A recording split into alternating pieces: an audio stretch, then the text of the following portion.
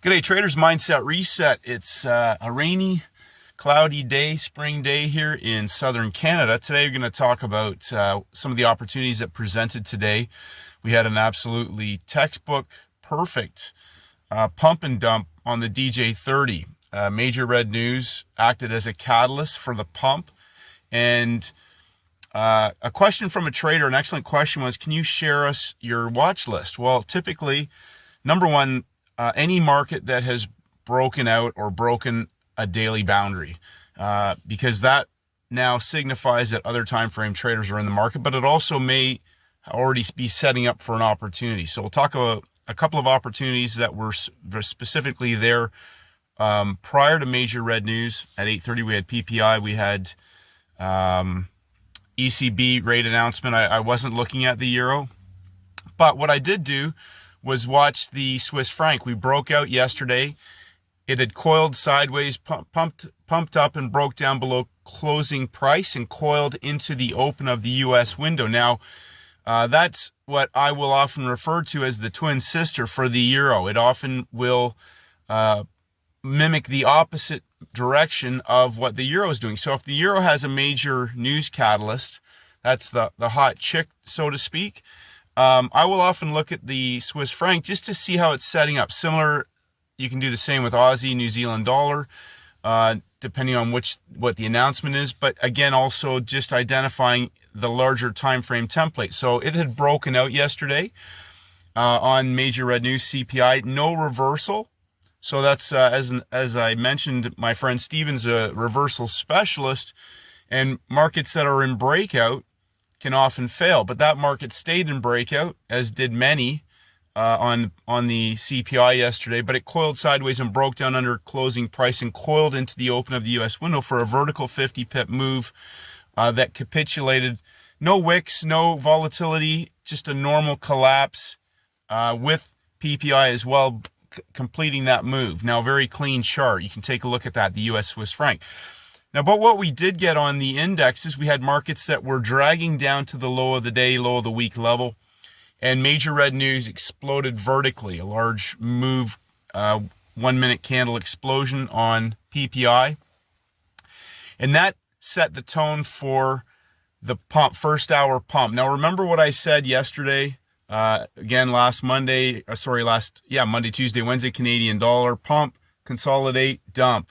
Yesterday on DJ30, I believe it was, dump, consolidate, pump, gold. 1 hour down, 1 hour consolidation, 1 hour reversal.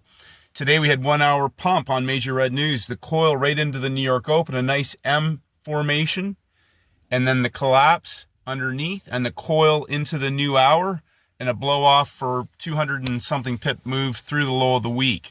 That also gave now a dump, coil for 90 minutes and a third hour reversal, 100 pip reversal.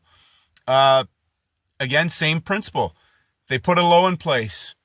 They go back into that low, higher high, back into that low for the dump and pump down low, coiled at the low of day after the breakout. So opportunities for shorts, opportunities for the reversal. I haven't looked at many of the other markets yet, but answering a question that a trader did give me was, what is your watch list? And again, taking a page from my friend Steven's notebook. So we had, obviously, gold had a large enough range. It pumped up 3 levels. First hour pump, second hour coiled into the high before breaking down and consolidating on that last push up, a lower high for a nice vertical 7,500 pip collapse, a beautiful dump on gold. Now, typically gold, obviously you need to have that range. It's an inside day. So I wasn't really watching gold, and I liked how the index set up. To me, that was an absolutely textbook pump and dump opportunity. So watch lists, go back. I don't typically, like I mentioned to one trader, I know that oil had broken out at the high of the day and was breaking down, but it's inside now. So that is not on my radar for following that down to potentially either see a reversal inside or a continuation back through the low, because they'd already triggered longs at the high of the day. I wasn't interested in oil. It was back inside. So again, trying to just get very specific and sticking with just certain setups because they're easier. We got very distinct levels. For traders that hit those trades, congratulations, great trade setups. But generally speaking, I'm looking at markets that have broken levels. And ideally, I'm looking for a market to break those levels in my session or just prior. If London's broken out and it's out of balance up high, again, we want to see it break down and pump up, taking out that high away from the high of day level for the vertical collapse. We need that gap, that space. But markets that break out now potentially can offer us pump and dump or dump and pump opportunities. Now today we're pump up inside. Major red news was the catalyst. A beautiful 3 levels of rise. That was NASDAQ, S&P rolled over. NASDAQ did not. Wasn't the same as clean a setup. I know some traders traded those markets as well, but again, I'm just targeting very specific setups. And as I mentioned with Steven in New Jersey, he has one setup that he goes to. And I love that, because that's the more specific you get, the easier it is to sit on your hands and wait and identify the best opportunities when they come. And a couple things that does is you don't have to sit there inside on a chart figuring out pushes and levels and all that. Again, I'm looking for pump and dumps. I love pump and dumps. And I'm also now sticking around a little bit longer. As I mentioned to Steven, I'm following some different markets to see how they behave after the dump if they break out, because there are other larger opportunities as well. Now, certain dumps, I like to scale into the dump when it's already coiled and it's going to roll over. Some of the reversals, especially on the index, come later in the day, and some of those moves are quite large, but they can work into a larger 3-day template, pump, the greedy bastard trade for the large dump. So it's always a game of constant progress, 1% better every single day. And if you are working on that, whether it's just simplifying, reducing variables. So again, the number one variable to all trading is the trader themselves. But when you have rinse and repeat setups, like, it's so easy. A pump and dump is the easy setup, or dump and pump, whatever you prefer. But those levels, those boundaries, signify when other time frame traders are driving the markets. Now, when you get a market like gold where the range is quite large, obviously hourly, 4-hour candles, you've got other time frame traders in the markets, daily, larger players in a market that's that big. But typically on a currency pair or something like that, the range is going to be a lot smaller, and your highest probability opportunities are going to come when those high of day, low of day boundaries are broken.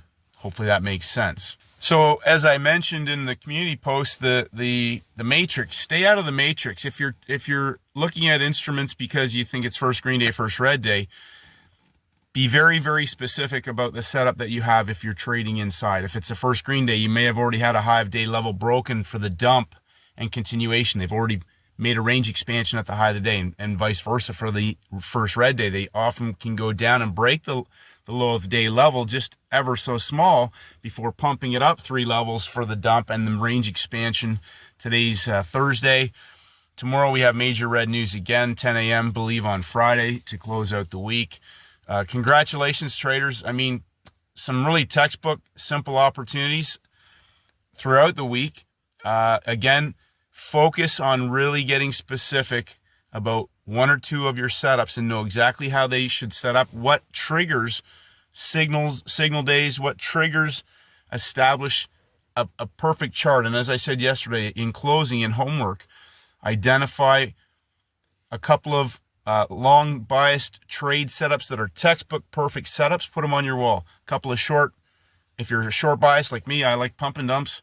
Put a couple of perfect template charts right up on your wall, so when you're going to take a trade, you can look at those and you can look at the different, print off 10 if you can find 10 of the similar type of, like a pump and dump, right? We can see a lot of those, but they'll often have subtle variations between them, but they still do the same thing: pump, consolidate, and dump. But when you have that mastery of those setups, like I talk about Steven, because, you know, as I said yesterday, it's simple. It allows him to manage himself, to keep him off the screen, to keep him away from garbage inside. When you're trying to read stuff, there's two things. If you're trying to read price inside, my number one suggestion to you is learn to tell time and have a setup that you know you're trading, as opposed to trying to, you know, short something or go long something. Understand the type of setup that you have. Understand the importance of timing. First hour puts in a high and a low. New York Open, 9:30 a.m. If there's no major red news on the calendar, 8:20 currencies and gold, 9 a.m. oil, 9:30 New York Open. If there's 10 a.m. major red news tomorrow, I'm probably not going to be bothering to pay attention unless the markets are already in breakout until 10 a.m. If the market's broken out and we're working the high, I might get a dump after the major red news release. Not going to get in front of that. Keep it simple. Protect yourself at all times. And may the markets go with you. Have a great day, traders.